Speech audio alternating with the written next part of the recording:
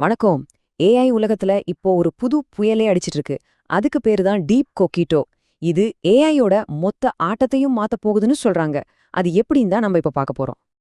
முதல்ல இந்த நம்பரை பாருங்க. $3.5 மில்லியன் கம்மி. என்னடா இதுன்னு யோசிக்கிறீங்களா? இதுக்கு பின்னாடி ஒரு பெரிய கதை இருக்கு. அந்த கதை இதுதான். உலகத்திலேயே ரொம்ப சக்தி வாய்ந்த ஒரு புது ஓபன் சோர்ஸ் ஏஐ மாடலை உருவாக்க ஆன செலவு தான் இது. யோசிச்சு பாருங்க, பெரிய பெரிய கம்பெனிங்க பில்லியன் கணக்குல கொட்டும்போது இவ்ளோ கம்மியான செலவுல இது எப்படி சாத்தியம்? நிஜமாவே ஒரு டேவிட் வர்சஸ் கோலியாத் கதை மாதிரி இருக்குல்ல? சரி வாங்க, அந்த புது போட்டியாளரை சந்திப்போம். இவங்க தான் கொகிட்டோ V2. இது ஒரு புது மாடல் குடும்பம். இதுல எல்லாருடைய கவனத்தையும் இழுக்கிறது எது தெரியுமா? அதோட 67B அளவு கொண்ட மாடல் தான். இந்த கோகிட்டோ V2வை சும்மா ஒரு மாடல்னு சொல்லிட முடியாது. இது ஒரு புரட்சினே சொல்லலாம். ஏன் தெரியுமா? ஏன்னா இது ஓப்பன் சோர்ஸ். அதாவது யாரை வேணாலும் இதை எடுத்து யூஸ் பண்ணலாம், இன்னும் நல்லா டெவலப் பண்ணலாம். குறிப்பா இதோட 671B மாடல் இருக்குல்ல, அது DeepSeek, O3, Claude 4, Opus மாதிரியான பெரிய தலைகளுக்கே நேரடி சவால் விடுது. ஆனா இங்க விஷயமே அதோட சைஸ் மட்டும் இல்ல, அது எவ்ளோ ஸ்மார்ட்டா இருக்கிறதுல தான் இருக்கு. அதுதான் முக்கியமான கேள்வி. இவ்ளோ கம்மியான பட்ஜெட்ல இவ்ளோ பவரை டீப் கோகிட்டோ எப்படி கொண்டு வந்துச்சு? இத நாம சிம்பிளா புரிஞ்சுக்கலாம். பழைய ஏஐ மாடல்ஸ்லாம் ஒரு பதில கண்டுபிடிக்க ரொம்ப சுத்தி வளைச்சு யோசிக்கும். இதுக்கு நேரமும் செலவும் ஜாஸ்தி. ஆனா கோகிட்டோவோட வழி வேற. அது ஒரு பிரில்லியன்ட் ஸ்டூடெண்ட் மாதிரி. ஒரு விஷயத்த நல்லா உள்வாங்கிட்டு தன்னோட இன்ட்யூஷன், அதாவது உள்ளுணர்வை வச்சு டக்குன்னு சரியான பதில கண்டுபிடிச்சிடும். இந்த ஸ்மார்ட்டான வழிக்கு ஒரு பேர் இருக்கு: ஐட்டரேட்டட் டிஸ்டிலேஷன் அண்ட் ஆம்பிளிஃபிகேஷன், சுருக்கமா IDA. இதை புரிஞ்சுக்க ஒரு செஸ் கிராண்ட் மாஸ்டரை கற்பனை பண்ணிக்கோங்க. அவரு ஒவ்வொரு காயும் நகர்த்துறதுக்கு முன்னாடி எல்லா வழியும் கணக்கு போட்டுட்டு இருக்க மாட்டாரு. அவரோட பல வருஷ அனுபவத்துல ஒரு உள்ளுணர்வு வந்திருக்கும். அதுவே இதுதான் பெஸ்ட் மூவ்னு காட்டிடும். அதே மாதிரிதான் இந்த IDA டெக்னிக்கும் ஏஐக்கு ட்ரெயின் பண்ணிது.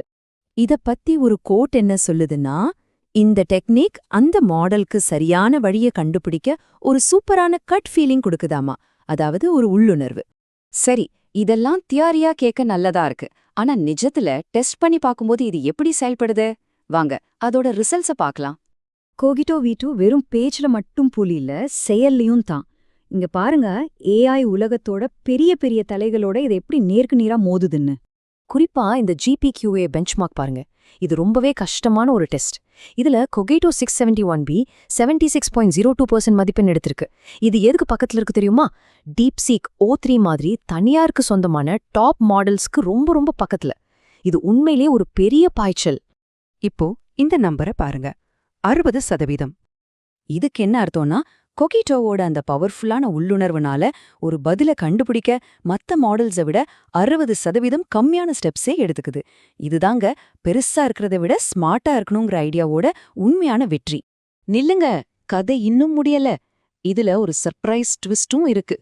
இந்த மாடல் கொஞ்சம் வித்தியாசமா யோசிக்கிறதால அதுகிட்ட நாம எதிர்பார்க்காத ஒரு திறமையும் தானா உருவாகியிருக்கு.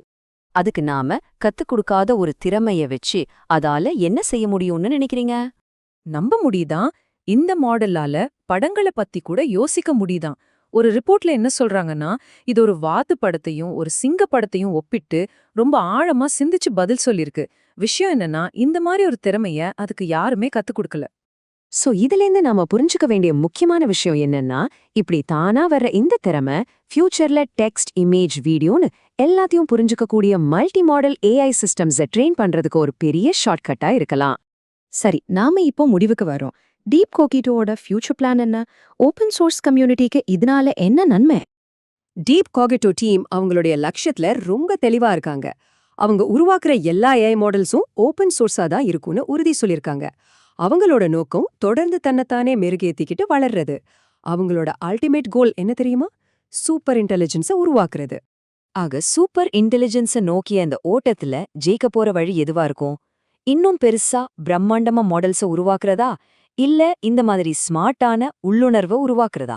இதுதான் இப்போ நம்ம முன்னாடி இருக்கிற பெரிய கேள்வி. யோசிச்சு பாருங்க.